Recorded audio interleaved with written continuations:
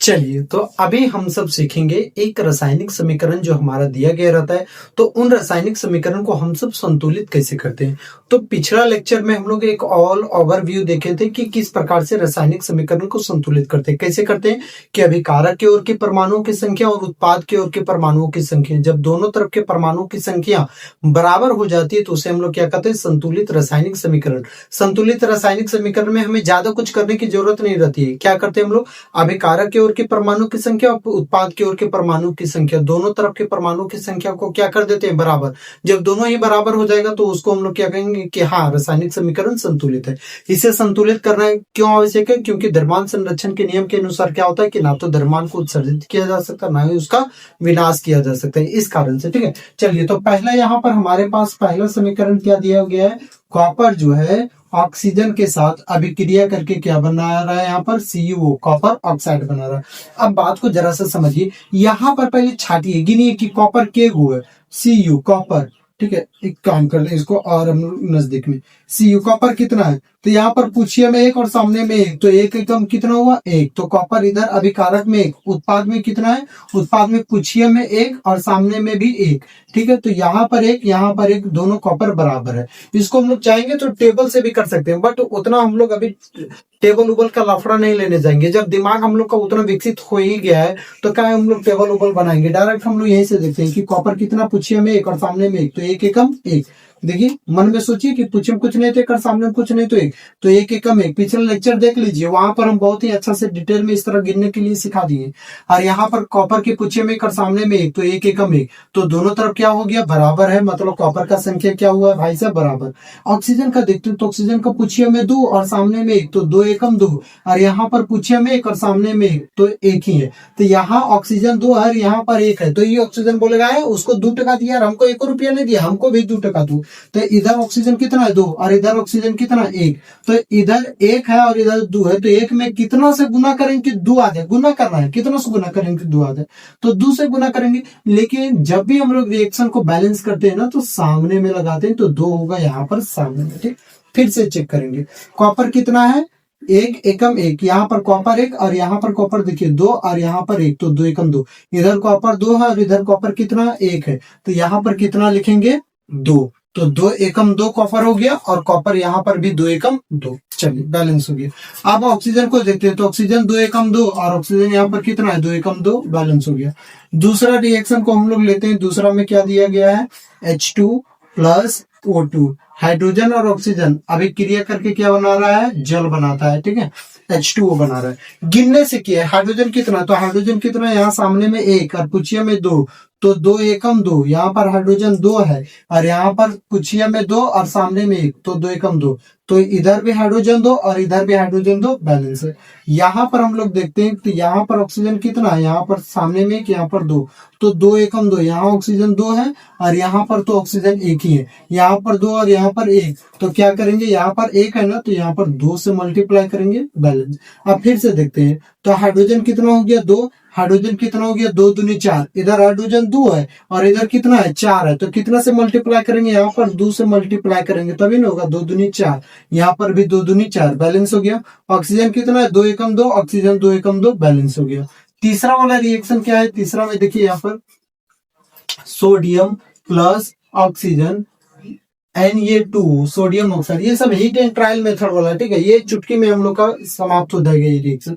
Sodium कितना है यहाँ पर, तो पूछिए में 1, सामने में 1, तो 1 एकम 1, सोडियम 1, और इधर कितना है, यहाँ पर सामने में 1 और यहाँ पर 2, तो 2 एकम 2, इधर 2 है और उधर कितना है, 1 है, तो यहाँ पर कितना से गुना करेंगे, 2 से। फिर से देखिए, सोडियम 2 एकम 2, बैलेंस है।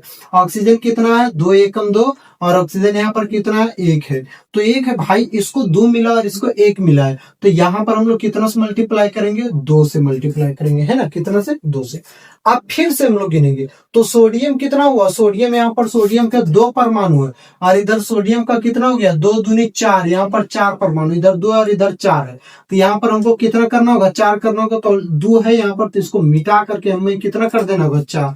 तो यहाँ पर देखिए, सोडियम 4, सोडियम 2 दूनी 4 बराबर, ऑक्सीजन 2, ऑक्सीजन 2 बराबर। तो ये सब जो हम लोग बैलेंस कर रहे हैं, ये कुछ और नहीं, आपका संतुलित रासायनिक समीकरण नहीं हुआ।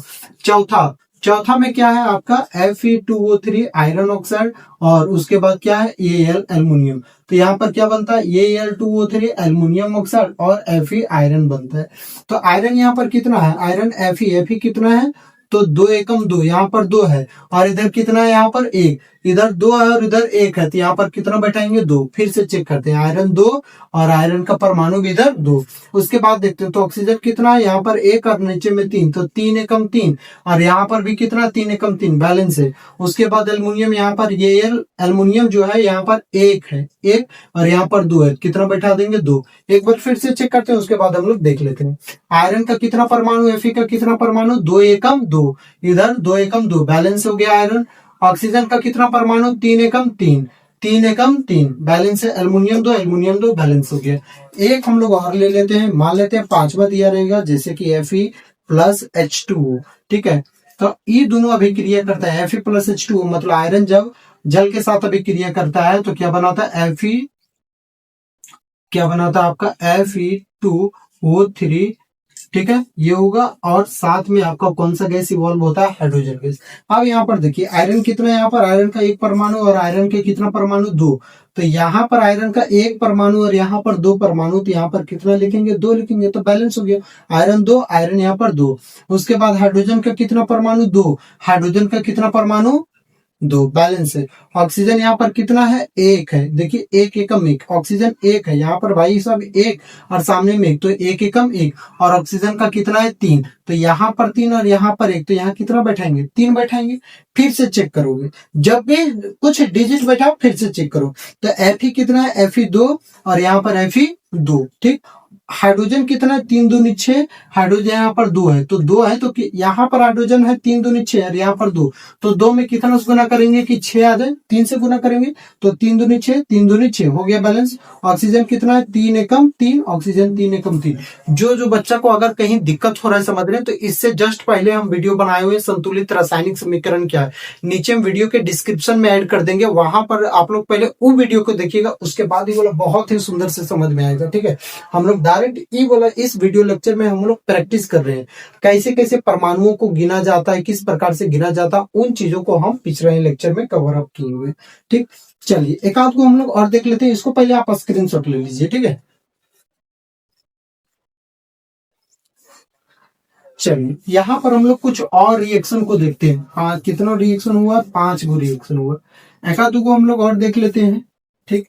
जैसे कि हमेशा पूछता है ये वाला रिएक्शन, पोटेशियम जब वाटर के साथ रिएक्शन करता है तो आपका बनता है KOH, पोटेशियम हाइड्रोक्साइड, और H2 हाइड्रोजन गैस। अब यहाँ पर बात को समझिए, पोटेशियम के गो है, पोटेशियम 1, पोटेशियम भाई साहब 1 है ना, यहाँ पर कुछ नहीं, तो मतलब 1 पोटेशियम, इधर भी 1 पोटेशियम, बराबर हिस्सा बराबर। हाइड्रोजन कितना है, इधर 2 है, और इधर हाइड्रोजन कितना है, यहाँ पर देखिए 1 एकम 1 प्लस, उसके बाद फिर यहाँ भी तो हाइड्रोजन है 2, मतलब इधर है 2 और इधर कितना है, इस साइड में 2 और इधर 1 प्लस 2, तो जब 1 प्लस 2, 2 प्लस 3, 3 प्लस 4 इस तरह करके रहेगा, प्लस प्लस में रहेगा, तो जिधर में कम रहेगा, ठीक है। अब जिधर में कौन तरफ वाला कम, जैसे कि इधर 2 और इधर 1 और 2 टोटल गिनेंगे तो 3, तो इस प्रकार से अगर जाएंगे तो जिधर में ज्यादा रहेगा तो ज्यादा वाला में भी कम रहेगा, जिधर में ज्यादा है तो ज्यादा, तो 3, 1 और 2 3 हुआ, तो ये वाला ज्यादा, तो ज्यादा में भी कम कौन है, तो कम कौन है 1, तो इसमें कितना बैठा दीजिएगा 2 बैठा दीजिएगा हमेशा। जैसे कि अगर 2 प्लस 3 रहे तो 2 और 3 रहे, तो इधर 2 और 3 में से भी कम कौन है 2, तो इसमें 2 बैठा देंगे, गुना कर देंगे, ठीक। 3 प्लस 4 है, तो इसमें 3 कम है ना, 3 को 2 से गुना कर देंगे, मतलब इसमें भी ठीक उसी प्रकार से हाइड्रोजन कितना 1 और इधर हाइड्रोजन कितना है 2 है, तो ये वाला देखिए, इधर हाइड्रोजन 2 है और इधर 1 और 2 टोटल मिल करके कितना बनता है 3 बनता है, तो ये कभी ऐसे करके बराबर नहीं हो सकता है। तो जिधर 1 है ना, कम है ना, ठीक है, ज्यादा में भी कम है, ज्यादा में भी कम है, उसमें 2 से गुना कर दो, तो कम इसमें है ना, तो इसमें 2 से गुना कर दो, ठीक। अब चलो अब फिर से गिनो, पोटेशियम कितना है 1, इधर कितना हो गया पोटेशियम 2, तो यहाँ पर भी कितना में देना होगा 2, तो 2 पोटेशियम 2 पोटेशियम, क्लियर हो गया। हाइड्रोजन कितना है 2 एकम 2, ठीक। हाइड्रोजन कितना है अभी देखो तो 2 एकम 2 प्लस 2, तो टोटल 4, इधर 4 और इधर 2, तो कितना बैठाएंगे 2। फिर से गिनो, पोटेशियम 2, पोटेशियम 2, हाइड्रोजन कितना हो गया 2 दूनी 4, हाइड्रोजन 2 एकम 2 और इधर 2 4। ऑक्सीजन कितना 2 एकम 2, ऑक्सीजन 2 एकम 2, बैलेंस हो गया। ठीक उसी प्रकार से एक और रिएक्शन आता है, जैसे कि सोडियम रिएक्शन करके बनाता है, वाटर के साथ रिएक्शन करके बनाता है NaOH सोडियम हाइड्रोक्साइड, और साथ में हाइड्रोजन गैस निकलता है। ठीक, तो सोडियम के गुण है एक, और यहाँ पर भी सोडियम कितना अभिक्रिया के बाद एक, बराबर है। अभी कारक में भी एक सोडियम, उत्पाद में भी एक सोडियम। हाइड्रोजन कितना है, तो हाइड्रोजन 2 एकम 2, इधर हाइड्रोजन 2 है और उधर हाइड्रोजन कितना 1 + 2। तो ये ज्यादा वाला में कम कौन है, ज्यादा वाला में कम 1 है, तो इसमें 2 से मल्टीप्लाई कर देंगे। तो 2 से मल्टीप्लाई करेंगे मतलब सामने में कितना हो जाएगा 2। फिर से गिनते हैं, सोडियम 1, सोडियम इधर कितना हो गया 2, तो यहाँ पर भी हम लोग कितना देंगे 2, तो 2 और 2 बराबर हो गया। हाइड्रोजन कितना है, तो हाइड्रोजन आपका कितना हो गया, यहाँ पर देखिए ये 2 एकम 2, ठीक है, और हाइड्रोजन यहाँ पर कितना हो गया 2 और 2 4, इधर 4 और इधर 2 है, तो यहाँ पर कितना से मल्टीप्लाई करेंगे 2 से, तो 2 दूनी 4 और इधर कितना हो गया 4 हो गया। ऑक्सीजन कितना है 2 एकम 2, ऑक्सीजन कितना 2 एकम 2, बैलेंस हो गया। ठीक है, तो इस प्रकार से हम लोग चीजों को क्या करेंगे, बैलेंस आउट करने का प्रयास करेंगे। अब हम लोग एक आध को ब्रैकेट वाला देख लेते हैं, जैसे कि कैल्शियम जो है H2O, मतलब वाटर के साथ रिएक्शन करके क्या बनाता है आपका कैल्शियम हाइड्रोक्साइड, ये बनाता है। ठीक, तो यहाँ पर इसको बैलेंस करने का प्रयास करते हैं हम लोग। तो कैल्शियम कितना है Ca1 और Ca1। देखिए पहले हम लोग ब्रैकेट वाला को हम लोग गिनने के लिए सीख लेते हैं। ठीक है, NO3 इसका होल ब्रैकेट 2 रहेगा, तब कैसे गिनेंगे, तो ये जो ब्रैकेट है, ब्रैकेट देखिए जरा सा सोचिए, ये जो ब्रैकेट है वो NO3 मतलब नाइट्रोजन के लिए भी है एज वेल एज ऑक्सीजन के लिए भी है। तो यानी कि जो ब्रैकेट है वो नाइट्रोजन और ऑक्सीजन के लिए भी है, ये और ब्रैकेट के बाहर 2 है, इसका मतलब क्या समझेंगे कि ये जो 2 है ना वो नाइट्रोजन के लिए भी है और साथ में ऑक्सीजनों के लिए भी है। तो नाइट्रोजन कितना हुआ, तो देखिए नाइट्रोजन का पूछिए में यहाँ पर कुछ है क्या, नहीं, मतलब 1, और सामने में कितना है 2, तो 2 से मल्टीप्लाई कर दो तो 2 एकम 2। ऑक्सीजन का पूछिए में कितना है 3, और सामने में बाहर में कितना है 2, तो 2 से मल्टीप्लाई कर देंगे 3 दूने 6। और भी हम लोग चीजों को देखते हैं, CO3 और यहाँ पर रहेगा 4, तो देखिए CO3 पूरा कार्बन और ऑक्सीजन पर ब्रैकेट है और बाहर में 4 है, तो यहाँ पर ये जो 4 है कार्बन के लिए भी है और ऑक्सीजन के लिए भी है। कार्बन को अगर हम लोग गिनना चाहेंगे तो कार्बन का कितना परमाणु, तो कार्बन का पूछे में कुछ नहीं तो 1, और बाहर में 4 है तो 4 से मल्टीप्लाई कर दो 4 एकम 4। ऑक्सीजन के पूछे में कितना है 3, बाहर में 4 है, 4 से मल्टीप्लाई कर दो 4 3 कितना हो गया 12, इस प्रकार से। ठीक है, ऐसे करके गिनेंगे। लेकिन यदि रहेगा 2CO3 इसका होल थ्राइस रहेगा, इस प्रकार से रहेगा, कैसे गिनेंगे, तो ई जो देखिए ई जो 2 है ना वो कार्बन और ऑक्सीजन दोनों के लिए है, और ई जो बाहर वाला 3 है वो कार्बन ऑक्सीजन दोनों के लिए, ब्रैकेट वाले के लिए। तो कार्बन को गिनते हैं, तो कार्बन के यहाँ पर सामने में कितना है 2, इसका पूछिए में कुछ नहीं तो 1, और बाहर में कितना है 3, तो 2 3 6, और ऑक्सीजन का देखते हैं सामने में 2, और ऑक्सीजन के पूछिए में कितना है 3, और बाहर में कितना है 3, तो 3 3 6, 3 3 9, 9 दूनी 18, इस प्रकार से हो गया। ठीक है, चलिए तो गिनने के लिए सीख गए। अब हम लोग रिएक्शन को करते हैं क्या, बैलेंस करने का प्रयास करते हैं। ठीक, तो देखते हैं कैल्शियम कितना 1, कैल्शियम 1, हाइड्रोजन कितना, हाइड्रोजन 2, हाइड्रोजन कितना यहाँ पर पूछिए में 1 और बाहर में 2, तो इधर 2, मतलब 1 को 2 से गुना करेंगे तो 2 एकम 2 ही होगा, तो हाइड्रोजन 2, और हाइड्रोजन भी कितना हो गया 2। ऑक्सीजन कितना, ऑक्सीजन 1, और ऑक्सीजन यहाँ पर कितना है 2, तो यहाँ पर 2 और यहाँ पर 1, तो कितना बैठाएंगे 2। फिर से गिनते हैं, तो कैल्शियम कितना हुआ 1, कैल्शियम 1 बराबर हाइड्रोजन 2 दूनी 4, हाइड्रोजन यहाँ पर 2 है तो कितना बैठाना होगा 2। फिर से गिनते हैं, तो कैल्शियम 1 उधर 2, तो यहाँ पर कितना बैठाएंगे 2, तो 2 कैल्शियम, हाइड्रोजन 2 दूनी 4, हाइड्रोजन 2 एकम 2, और यहाँ पर 2, तो 2 दूनी 4, ऑक्सीजन कितना 2 एकम 2, ऑक्सीजन 2 एकम 2, बैलेंस हो गया। ठीक है, इस प्रकार से हम लोग बैलेंस करेंगे। और भी चीजों को हम लोग देखते हैं, जैसे कि Na2SO4 सोडियम सल्फेट हो गया, प्लस BaCl2 बेरियम क्लोराइड हो गया, तो मिल करके बनाता है sodium chloride plus BaSO4 barium sulphate. ठीक, सोडियम कितना है, तो सोडियम देखिए सोडियम के वो हो गया 2, और सोडियम इधर कितना 1, तो इधर 2 है और उधर कितना 1, तो बराबर तो नहीं है, इधर 2 है और उधर 1 है, तो यहाँ पर भी कितना बैठाएंगे 2 बैठाएंगे, तो सोडियम 2 बराबर SO4 देखिए SO4 कितना 1, टोटल पूरा SO4 ले लीजिए, तो SO4 सल्फेट कितना 1, सल्फेट उधर भी 1 बराबर है। बेरियम Ba कितना 1, Ba 1 है, क्लोरीन कितना है 2 और इधर भी क्लोरीन 2 एकम 2 बराबर। ये तो क्या हो गया आपका रिएक्शन क्या हो गया ऐसे ही बराबर हो गया। और भी चीजों को हम लोग देखते हैं जैसे कि FeSO4 इसका रंग याद रखिएगा हरा रंग होता है आयरन सल्फेट का, ठीक है। कैसा रंग होता है? हरा रंग होता है, ठीक। चलिए तो इसको जब हम लोग क्या करते हैं गर्म करते हैं ना तो Fe2O3 बनता है, मतलब iron oxide plus sulphur dioxide gas निकलता है और सल्फर ट्राइऑक्साइड गैस निकलता है। आयरन इधर कितना है 1 और इधर आयरन कितना है 2, तो यहाँ पर कितना बैठा देंगे 2, 2 एकम 2 आयरन 2 आयरन 2, ठीक। सल्फर कितना है 2, सल्फर कितना है 1 यहाँ है और 1 यहाँ है 2 बराबर हो गया। ऑक्सीजन कितना है 4 दूनी 8, ऑक्सीजन यहाँ पर कितना है 3 एकम 3 प्लस 2 एकम 2 प्लस 3 एकम 3, 3 2 5 और 3 8। भाई ये तो और आसान था, ये तो ऐसे ही बैलेंस हो गया, खाली देखने से पहले डर लगा लेकिन बैलेंस हो गया, ठीक है। इस प्रकार से आता है आपका बैलेंसिंग हो रहा। आप इसको भी क्या कीजिए स्क्रीनशॉट ले लीजिए। चलिए